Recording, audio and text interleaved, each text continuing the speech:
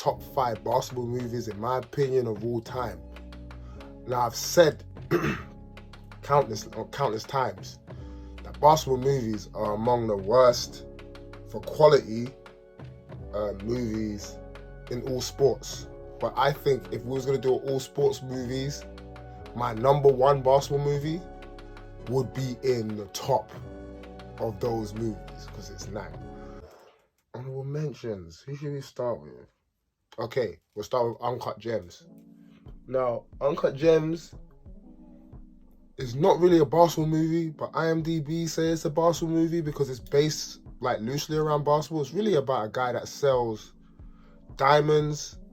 He's involved in a little bit of criminal activity, but he loves basketball. He bets on the basketball. He meets bare basketball players. He sells chains to basketball players. Like Kevin Garnett's in the movie.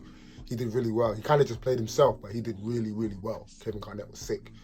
Adam Sandler stars in this movie. It's one of his first like more serious movies. He's done more serious movies in the past, but only as a support actor.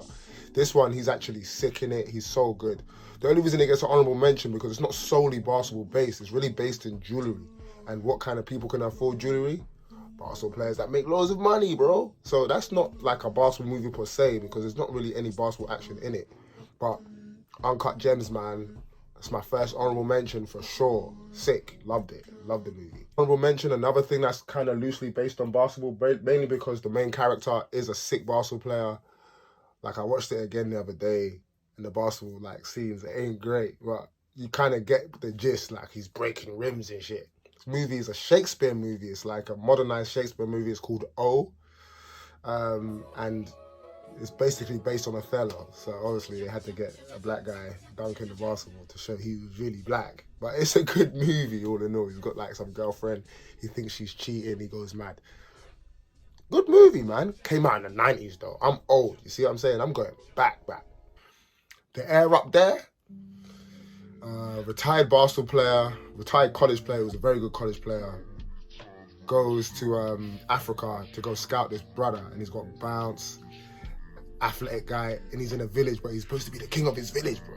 A man has to come and like convince him to come to college and play at college, and there ends up being a situation where they bet. It's a very good movie, man. Loved it. It's really about the village in Africa guys in a village who are still trying to live off the land, and the industrialist Africans who are trying to become capitalists. It's a very good movie, bro, and I really enjoyed it fully. So, Air Up There, man. Big up yourself. 90s were the king of basketball movies, by the way. The 90s were doing it right. No one else has kind of hit the level of the 90s. So my last honorable mention, people are going to be mad surprised, but my last honorable mention is Hustle, starring Adam Sandler and Himon Gomez. I'm surprised Himon Gomez went out for this story because the story kind of puts a bad light on Spanish basketball. So like, Adam Sandler's a scout. He scouts for somebody in the NBA, and they're looking for the next big thing. And he's gone to work this kid out, and he doesn't like him. Right? There's lots of basketball players in it. You know, even a guy from Bristol Flyers is in it. I'm sure. One of the twins, Del Pesh. I don't know which one because they look exactly the same. But one of them twins is in it. I don't even know who the difference is between Malcolm and the other Del Pesh. Malcolm and Martin? We'll figure it out. But one of the twins is in it. Bare NBA players are in it. You know, really good NBA players are in it. Obviously, Herman Gomez is a very good basketball player, plays for Spain. But this story is about like him going to Spain and seeing this dude playing in the streets, the street ball of Spain, and it's like, they're all watching him, and he's watching from the outside. He was over there looking at someone else, but he wanted this guy. He ends up wanting this guy, and this guy comes from the ends, and he's working a job, and he's doing that, and he's doing this, and it's poor, fam. Like, the only reason the story sucks is because Spain has the EBA, the Leb Silva, Leb Oro, freaking ACB, has all these leagues, bro. Even if you mess up in the ACB, you're gonna get an opportunity. That's how basketball kind of works. Guys mess up, like, with industrial stuff, like maybe doing something bad when they were young or something, and they just kind of fall down the leagues. Even like NBA players, bro. Look how many NBA players are playing in Puerto Rico right now. Look how many NBA players are playing in Europe. Look how many NBA players are playing in Taiwan. Look how many NBA players are playing in like China. They're playing everywhere when they mess up their big opportunity. So The fact that no one picked this guy up, not even in the EBA, like the EBA, the EBA, the lowest professional tier in Spain, like where Luka Doncic started, where my dog Tom Ward started, like not even in the EBA, yeah, is Herman Gomez playing basketball because of his attitude. He's working on the construction site for less money that he'd make in the EBA. He'd clearly be the best player in the EBA, like clearly. Like, so why wouldn't someone pick him up? That kind of plot holes, and the way that he gets exposure is by doing this ball is life stuff. Where if I block your, if you score me, I give you $1,000. Like, that's some ball is life stuff, and no one from Ball is Life. No disrespect to Ball is Life, no disrespect to Street Ballers. I love you guys, bro. I love watching. It's really entertaining, but none of you guys are like professionals. Like, you got the professional attributes, but like I just don't understand how you got all that bounce and you can make all these shots, but you can't play in a system. So it's like no NBA scout is gonna go, oh look, I'm gonna go over there and put him in this thing and let him play against a bunch of bums. And he goes to some scrimmages, which made more sense. When he went to the pro private scrimmages, the private runs, that made more sense. But overall, the story is it's a bit convoluted, man. And if the story's not good, it's not gonna make a good, solid movie. Don't get me wrong, Adam Sandler is amazing in it. Herman Gomez does his thing, I guess. There's not enough Spanish speaking in it. There's not enough sort of Spanish talking in it. And yeah, man, that's about it, bro. Like, that's my honorable mentions, man. So let's get into it. Top 5. And it has to be, without a doubt, Space Jam. Without a doubt, Space Jam is, you know, a very good like movie. I was having a conversation with one of my teammates and he said that I think the movie's good because it gives me like flashbacks of when I was a kid. That's not true, bro. Like, I watched Power Rangers for flashback when I was a kid, but I know it's trash. Like, every single time Power Rangers bring out something new, barring the first movie in the 90s, which I still think is solid as shit, like, Power Rangers series suck, bro. Like the 1992 series where the freaking big monsters couldn't move their mouth. I know it's trash, but this is like a very good story. Like Space Jam starring Michael Jordan, Bugs Bunny, Bill Murray's in it, Larry Bird's in it. Like, it's so cool, bro. Like, it's such a cool thing. Like, Michael Jordan releasing some shoes that are famous to this day. Everyone knows how I feel about Michael Jordan. If you don't, I don't like Michael Jordan. That's why I never wear his shoes. But the movie itself is so good. The movie itself is so good. The story, how it ends, how it begins, you know, he's midway. And it's kind of like what's amazing about it, how they wrote it was Michael Jordan's retiring. He don't want to play no more. He wants to play baseball. Do you know what I mean? It starts with Michael Jordan's dad coming out to him and talking to him about baseball. And then he's looking at trying to dunk. Like, it starts so well. It's such a well-structured movie, you know? And this movie, like, all these honorable mentions, but forget the ones that I'm not gonna mention. This movie, like, people should have taken way more social cues from this movie because it's so good. And we're talking about Bugs Bunny and Daffy Duck, bro. You know, it's about, Space Jam's about these guys, these aliens who want to take over Toon World, and they get challenged to a basketball game by the Toons without the Toons realizing the technology the aliens have. They take over the top 5 NBA players in the league at that time, maybe top 5. I don't know if Muggsy Bogues was ever top 5 point guard, but he was nice. Do you know what I'm saying? So big up that movie, number 5. So next we got Glory Road. Now, it's a Disney movie, so I thought it wasn't going to be good, but it's good, man. Glory Road. I only watched it a couple years ago, actually. People were talking back to me about it for years, but I only watched it a couple years ago.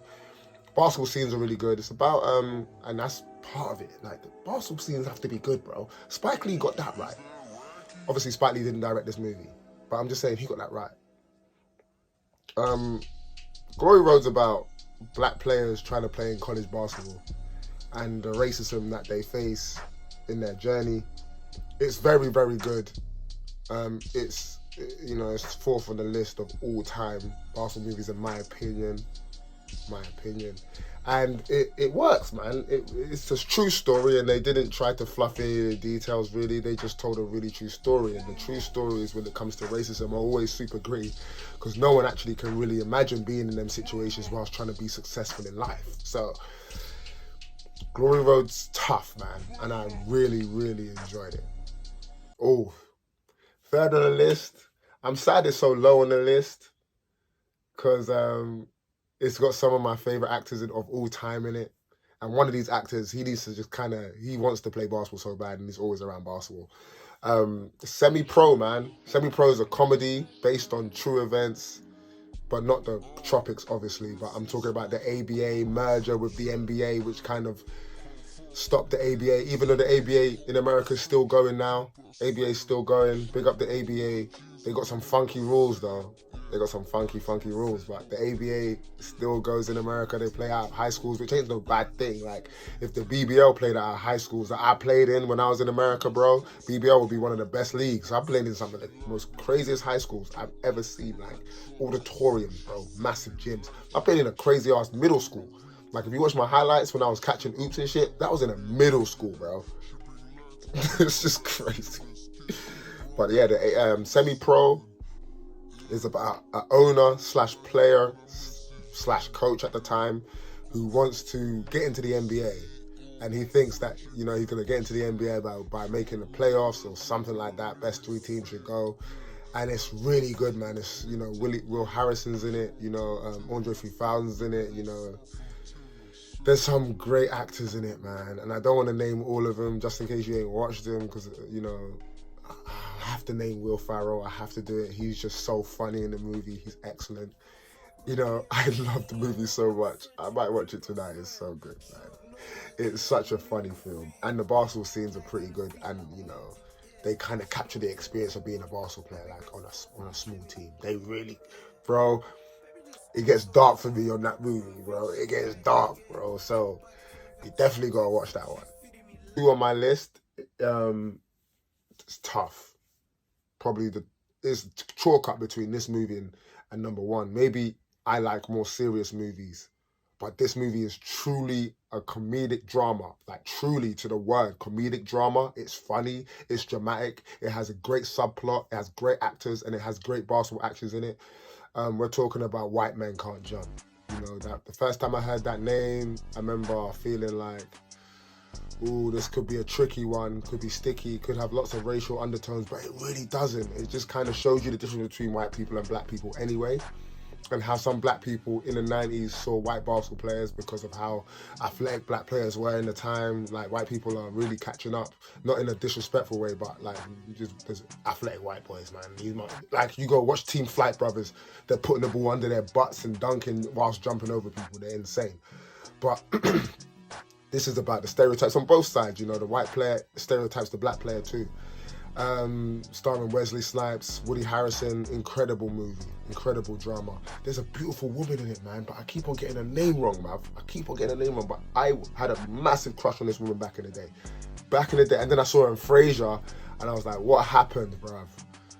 Sheesh, but she's bad as hell. She's also in another movie called Do the Right Thing with Spike Lee. She is gorgeous. I forget her name, but I'm gonna find out. Beautiful woman. Do the right thing. White Man Can't Jump, number 2 on my list, bro. Had to be done. My last one, this is number 1. This is the number 1. It stands alone, in my opinion. Great cinematography. Has some funny bits in it, but it's not a comedy. Gritty, sad. Aaron Copland, the guy who composed Billy and the Kid movies. Aaron Copland, born in the 1900s, composes this movie. It's a Spike Lee joint. It's starring Denzel Washington, Ray Allen. This movie is called He Got Game, bro. This movie starts in a prison. Like, the son and the father shooting. One's in a prison with the brokest jumper ever. Like Denzel Washington, at the beginning of the movie, your jumper's broke. And when you get your hair cut to film that scene, your jumper's butter. Like, the way it's not going behind your head, I noticed that as well. I was like, raw, they filmed that bit at the end when he had to cut his hair and stuff, because his jumper looks way more smoother in that situation. But, so if you've seen this movie, go watch it back and you'll see what I'm saying. That's how you know man's got the eye. This movie is about a number 1 high school basketball player who everyone thinks he'll go to the league, but he wants to go to college because that's what he told his mum he would do. But his father's in prison for a reason why I'm not going to say, so you can watch it. and it's on Disney Plus right now, so you could definitely go get it on Disney Plus, where, you know, the cinematography is insane. The shots of Coney Island makes me think it's like a summer resort, but he's in the ends, bro. Like everyone, he's in the ends. You know, people are trying to offer him stuff. Girlfriend's being snaky. Like, you know, man comes out of prison and has all this stuff to deal with. People don't really accept him in the community. They're sneaky. Like the people that feel like they owe him something, it breaks in like 7th, 10th minute of the movie, or like around the 15-minute mark. He gets in the car with a very, very good actor. And he breaks down the pressures you're going to have being a very good basketball player in the city. And he wasn't lying about it. I think I faced probably every single pressure he's talking about. And I'm not even a super about #1 NBA, #1 pick or anything. I'm not that guy. But it's just incredible, man. Like, I've said the cinematography, I keep on saying the cinematography, but the basketball scenes in this movie, because there's bare basketball players in it, the basketball scenes in this movie, especially when they're playing in that court, which when I was a kid, I envied the guy having a basketball court like this. It's beautiful. It had a glass backboard in the ends, you know. Like, we can't have nothing nice, bro. Like, they had a glass backboard in the ends. We're just starting to get glass backboards in the ends now. Last 2 years, we got glass backboards in the ends. No, that's not true. You had 10 Pat Lane. But when this was out in 97, they had glass backboards in the ends. So I'm still taking it. We just started getting them. And they had floodlights. And I remember when I went to America, and I was like, I need to find a gym, like a court like this outside. I was so happy playing basketball in America. That was the apex of my happiness, playing basketball. He got game. The basketball's wicked. The cinematography is wicked. The characters, the actors, everything just... I think it's a 9 out of 10, 8 out of 10 movie. The worst thing about this movie is Ray Allen's acting. That's the worst thing. And everyone else is super solid. So if I was you, I'd go watch this movie right now. That is my top 5. No one say nothing to me. If you got an issue with my top 5, you better hit me up and let me know why I was wrong, because Above the Rim is trash, and Coach Carter is trash, and Love and Basketball is trash, and all the other blue chips ain't even here. It's not even in here. So Air Bud would have got in before most of them movies. So big up yourself. I might do another one of these, actually. Very tiring, though.